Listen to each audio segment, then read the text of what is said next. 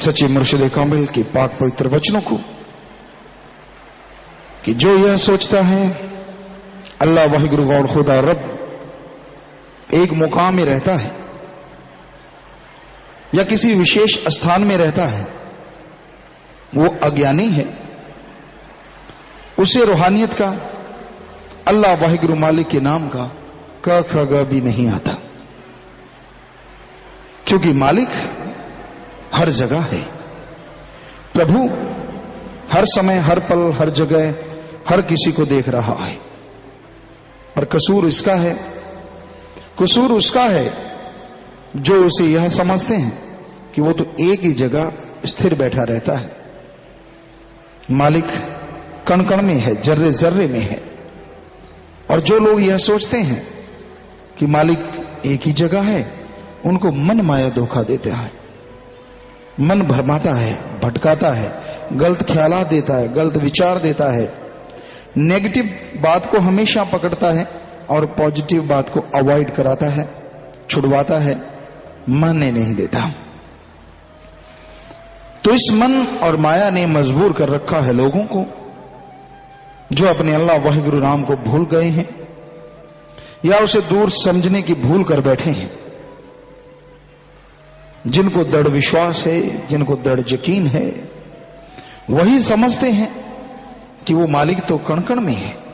हालांकि हमारे सभी धर्मों में ये लिखा है, वो ओम हरि अल्लाह वाहिगुरु गौड़ खुदा रब कण कण में है, जर्रे जर्रे में है, कोई जगह उससे खाली नहीं है।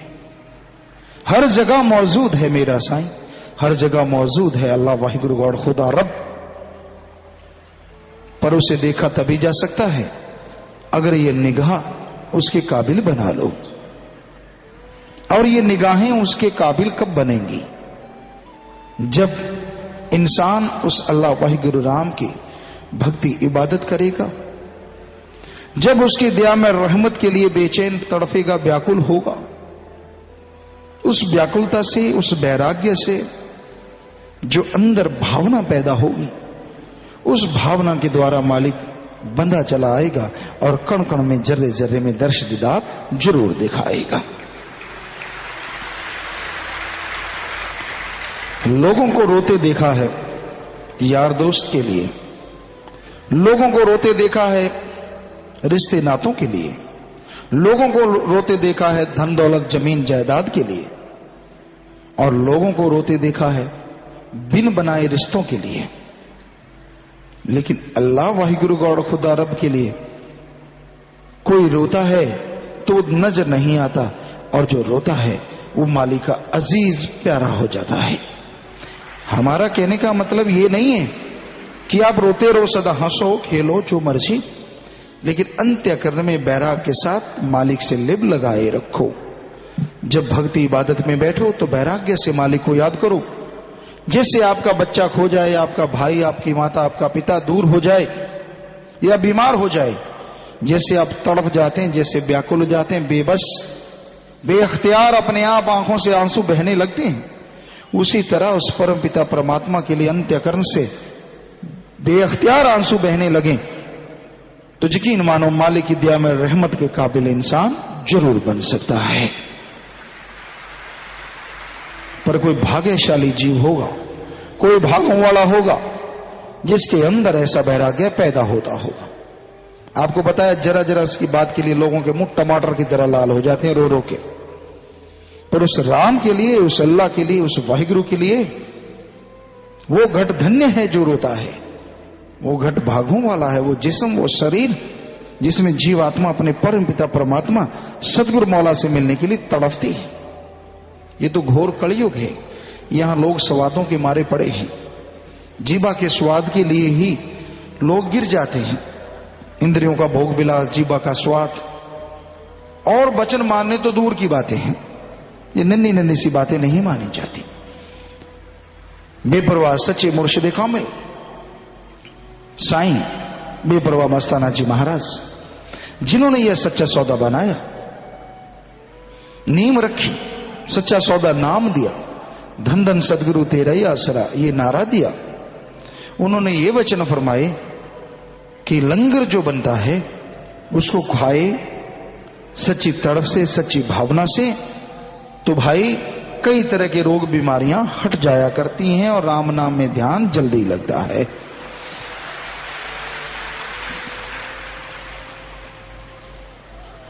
अब जिनके लिए लंगर ही मुकर्रर है कि लंगर खाया करो भाई, बढ़िया है, मालिक का नाम जपोगे, अंदर गलत भावना नहीं आएगी, प्रभु की भक्ति की भावना आएगी। पर आप यकीन नहीं मानेंगे, लोग इतने जीभ के चटकारू हैं, तला हुआ खाना, ये वो, लटरम पटरम, ऊपर से मालिक की दया नहीं होती। नहीं, मालिक में बदलाव है, बचनों की धज्जियां, बाकी बड़े बचन तो दूर की बातें, ये नन्ही नन्ही सी बातें, क्योंकि मुंह आया गल न रेंदी है, जो आ गई जुबान पे सतगुरु ने दे दी वो तो कह के छोड़ेंगे। इस पे एक बात याद आ गई, आपको सुना ही देते हैं। एक बार क्या हुआ, एक जिम्मेदार था, बेपरवाही बात सुनाया करते हैं। उसने जैसे चने पक जाते हैं और उसमें होड़ा बना दे, तो उसने ऐसे चनों में होड़े बना ली और थोड़ा सा शाम का समय सा था, उसने ऐसे ऐसे इकट्ठी करके अपनी झोली में डाल ली। तो झोली में डाल ली, अब सीधा साधा, अब वहां कौन सा चम्मच होते हैं और कौन सी नमक मिर्च होती है, जाट जमींदार तो ऐसा ही करते हैं।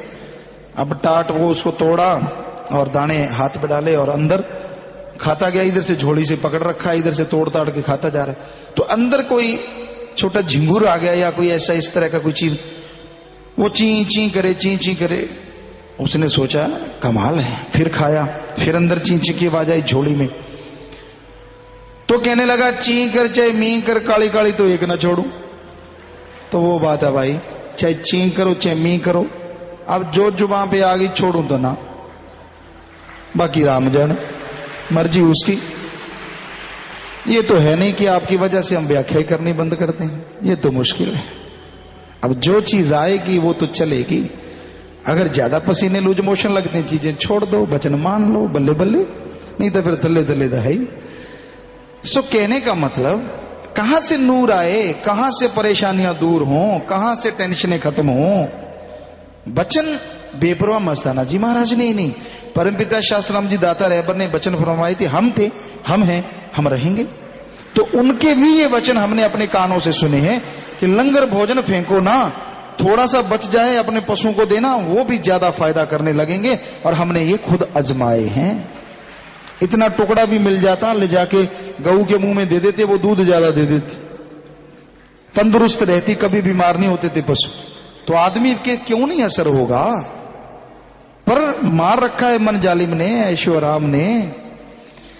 तो फिर कहां से खुशियां मिलें, कहां से रहमतें मिलें। बिल्कुल मुंह ऐसे हो जाता है जैसे दीवार में किल्ला ठूंस रखा हो, यानी छोटा सा।